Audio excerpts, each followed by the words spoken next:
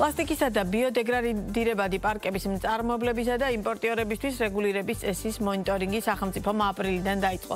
დეგრადაციის ხარისხისა და მძიმე მეტალების შემცველობის დადგენის მიზნით პარკების ნიმუშები სოფლის მეურნეობის სახელმწიფო ლაბორატორიაში იგზავნება, რასაც ჩვენებს ინსპექტირების პირველი ეტაპის შედეგები, როგორია მონიტორინგის პროცესი და ქვეყნის რომელ რეგიონებს მოიცავს სტუმართან გარემოს დაცვითი ზედამხედველობის დეპარტამენტის ადმინისტრაციის უფროსის მოადგილესთან ტარიელ ირემაძესთან ერთად ვისაუბრეთ. მოგესალმებით, ძალიან დიდი მადლობა გაცემის სტუმრობისთვის. კიდევ ერთხელ ხვდებით მე და თქვენ ამ თემას სასაუბროთ და გარკვეულწილად მე მრჩება შთაბეჭდილება, რომ ერთგვარად აი ეს კულტურა, რომელიც ამ ნაწილში აუცილებელი იყო და წლების წინ არ არსებობდა, თანდათანობით ყალიბდება და კომპანიები და ბიზნესი თავადაც ხვდება რეალურად ამ მიმართულებით რა ტიპის ნაბიჯებია გადასადგმელი. მაგრამ თავდაპირველად მაინც მინდა რომ დავიწყოთ საუბარი კვლევის შედეგებით, რამდენი ნიმუში გადააგზავნეთ, ესაა ძალიან საინტერესოა, როგორი სურათი მივიღეთ. მოგესალმებით კიდევ ერთხელ და ძალიან დიდი მადლობა რომ აგრძელებთ გარემოს დაცვის საკითხებზე აქტიურ და მაღალ დაინტერესებას. რაც შეეხება პლასტიკის პარკების რეგულირებას და ინსპექტირებას, თქვენ იცით რომ წლის დასაწყისში გულისხმობთ 2025 წელს გარემოს დაცვის ზედამხედველობის დეპარტამენტის მხრიდან განხორციელა მასშტაბური ტიპის ინსპექტირებები, რაც აი ამ წუთასაც გრძელდება. დღესდღეობით ეს არის მიმდინარე პროცესი. ჩვენ შედეგებზე შეგვიძლია პირველადზე ესე თქვა ვისაუბროთ, სადაც ჩვენი მხრიდან, როდესაც თბილისსა და მარნეულის მუნიციპალიტეტებში განხორციელდა სხვა ტიპის ინსპექტირებები, სხვა საწარმოებში, დაახლოებით დაილუქა 3 ტონამდე პლასტიკის პარკი.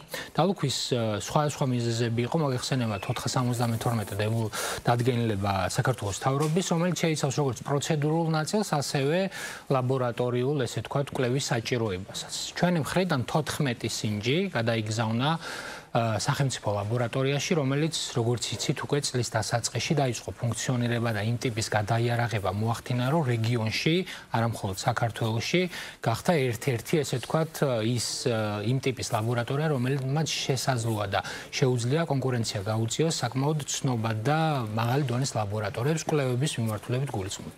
სამომავლოდ ლაბორატორიის შემოსვლა პროცესში გარემოს დაცვის ზედამხედველობის დეპარტამენტს, ანუ აღსრულებელს ამ პროცესში მთავარს დაეხმარა იმაში, რომ ეს პროცესი გამხდარიყო ბევრად უფრო, ესე ვთქვათ, ერთის მხრივ მასშტაბური და მეორეს მხრივ შედეგის მომტანი გრძელვადიან პერსპექტივაში.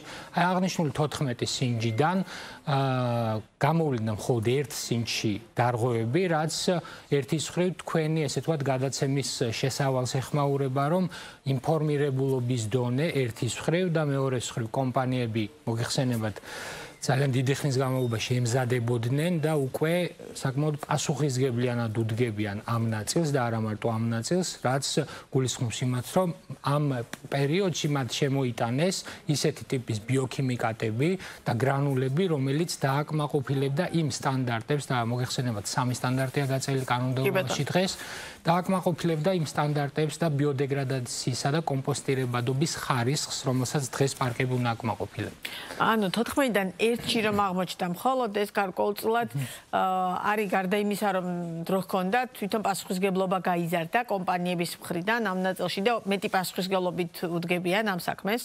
რაც შეეხება შედეგობრივ ნაწილს, მოგეხსენებათ წლების განმავლობაში, როდესაც 2018 წელს ეს დადგენილება შევიდა ძალაში, რეგლამენტი ბიოდეგრადაციის ხარისხის დადგენის შესახებ პარკებში და იქ იყო გაწერილი და დღესაც ჩვენ ვიცით, რომ ძალიან ბევრი პროცედურა არის, იმისთან მიუხედავად, რომ ლაბორატორიული კვლევების სიმწირე იყო ამ წლების განმავლობაში, დეპარტამენტის მხრიდან ყოველწლიურად ხდებოდა აქტიური ინსპექტირება.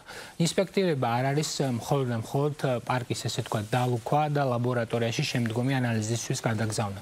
ეს რომ მოქალაქეებსაც კარგად აუხსნათ, აქ არის საწარმოო პროცესის დათვალიერება, აღწერა და ასევე იმ, ესე ვთქვათ, ნიშანდებების და იმ ტექნიკური რეგლამენტში გაწერილი პროცედურული საკითხების ასახვა პარკები აკმაყოფილებდნენ თუ არა. ეს წლების განმავლობაში აქტიურად ხორციელდებოდა დეპარტამენტის მიერ და ამ კუთხით, რა თქმა უნდა, შედეგები იყო. თუმცა თქვენ კითხვას რომ დაუბრუნდეთ, რა თქმა უნდა, გამომდინარე იქიდან, რომ ლაბორატორიაც უკვე ინფორმირების დონეზე კერძო სექტორის გულისხმობ, ჰქონდა ინფორმაცია, რომ ამ კუთხით გადაიარაღებას აკეთებდა და იწყებდა ფუნქციონირებას და ცხადია, ესე ვთქვათ, კვლევების საშუალება უკვე საქართველოში იქნებოდა. ამაზე ინფორმირებული იყო წინასწარ კერძო სექტორი და შესაბამისად მათ ესე ვთქვათ ჰქონდათ დრო იმისთვის რომ გარკვეული ტიპის გადაიარაღება მათ შორის გაეკეთებინათ საკუთარ საწარმოებში, რაც ძალიან ბევრმა მათგანმა უმეტესობამ ეს წარმატებით გააკეთა.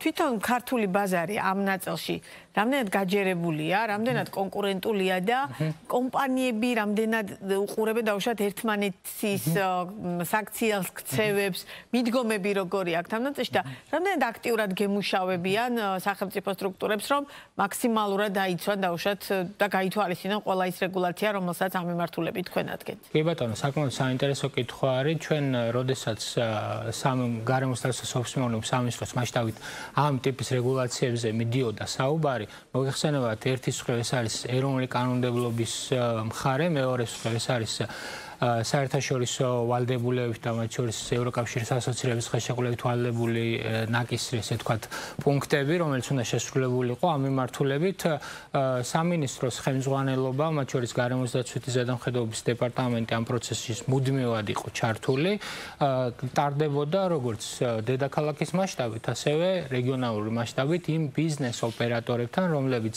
აქტიურად ოპერირებენ და არიან ბაზრისთვის როგორც ძირითადი, ასევე მცირე მიმწოდებლები ყველასთან აბსოლუტურად ინფორმირება სხვადასხვა ტიპის მიმართულებით. ერთი ეს იყო საკანონმდებლო, ესე ვთქვათ, მოსალოდნელი ცვლილებების მიმართულებით, მეორე, რა თქმა უნდა, ეს იყო თუ როგორი ტიპის, ესე ვთქვათ, გადაიარაღება შესაძლოა გაეკეთებია საწარმოს და ბიოქიმიკატები, ესე ვთქვათ, შემოეტანა, რომ აღნიშნული სტანდარტები, რომელიც შემდგომში შევიდოდა ძალაში და დღეს ძალაშია, დაეკმაყოფილებია ბიოდეგრადაციის ხარისხი კონკრეტულ პარკს. თუმცა აქ, რა თქმა უნდა, ჩვენ ნაწილში გულისხმობ გარემოს დაცვითი ზედამხედველობის დეპარტამენტს, არ არის მხოლოდ საუბარი ბიოდეგრადაციის ხარისხზე პარკზე.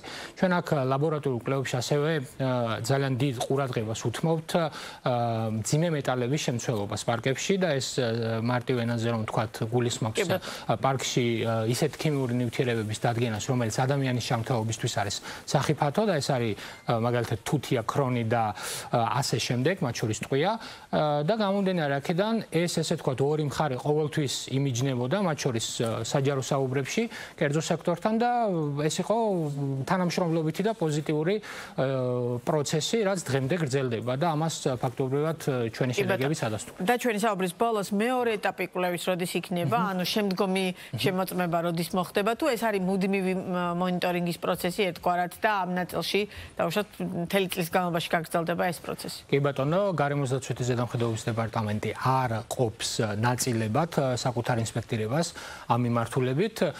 ჩვენ ეს არის განგრძობადი პროცესი. მე დასაწყისში გადაცემის ვახსენე, რომ დღესაც ამ წუთასაც მიმდინარეობს თბილისში რამდენიმე საწარმოს შემოწმება, ინსპექტირება მიმდინარეობს დღესაც.